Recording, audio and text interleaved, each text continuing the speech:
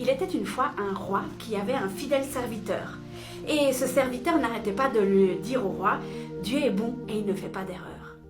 Le roi, il écoutait ça que d'une oreille. Mais voilà qu'un jour, ils sont partis à la chasse.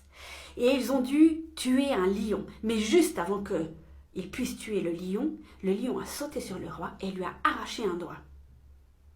Pendant que le serviteur soignait son roi, il lui a dit « Dieu est bon et il ne fait pas d'erreur ». Le roi s'est mis dans une colère mais internationale parce qu'il s'est dit « Dis donc, t'es qui toi? Regarde, il me manque un doigt. Tu crois quand même pas que je vais dire que Dieu est bon et qu'il fait pas d'erreur ?»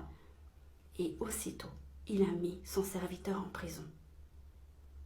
Mais dans sa prison, le serviteur continuait à dire « Dieu est bon et il ne fait pas d'erreur ». Un jour, le roi est reparti à la chasse. Mais ce jour-là, il n'est pas tombé sur un lion. Il est tombé sur une tribu qu'il a capturée. Et dans cette tribu, ils avaient une particularité, ils faisaient des sacrifices humains.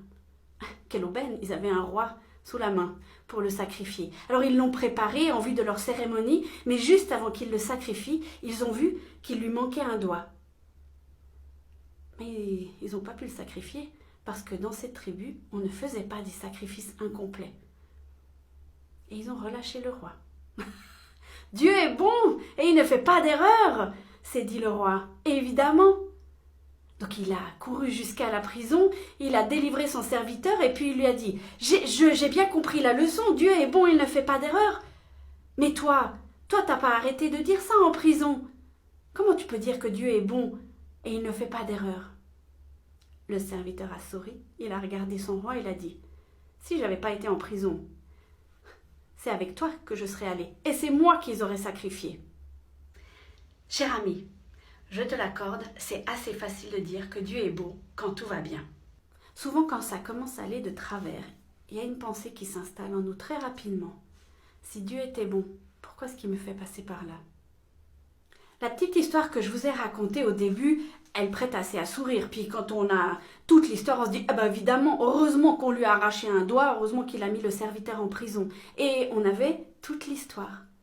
Eh bien, quand on a des difficultés, quand on a des épreuves, quand on a vraiment des choses par lesquelles on doit passer qui peuvent être affreuses, on n'a pas toute l'histoire. On ne sait pas ce qui va arriver. Et surtout, on ne sait pas pourquoi. Alors, peut-être qu'on n'aura jamais d'explication. Peut-être qu'on aura une explication, mais des années après. Je crois qu'à un moment donné, il faut accepter qu'on n'est pas tout seul. Eh ouais, grande nouvelle, hein? Et que ce qui nous arrive dans notre vie peut parfois servir à d'autres. C'est vrai, le prix peut être très très lourd à payer.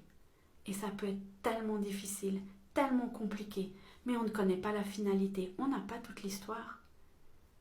Je crois aussi que la bonté de Dieu, il faut la travailler, il faut l'intégrer, il faut la digérer, il faut la chercher et il faut vraiment s'imprégner de cette bonté, mais le faire quand ça va bien. Parce que quand ça va mal, comment est-ce que vous voulez faire si vous ne l'avez pas appris avant? Cher ami, je t'encourage cette semaine à prier pour que Dieu puisse te montrer sa bonté, même si tu es dans les pires moments de ta vie, parce que Dieu est bon et il ne fait pas d'erreur. Je te souhaite une excellente semaine. Sois une bénédiction pour quelqu'un d'autre autour de toi aujourd'hui. À bientôt!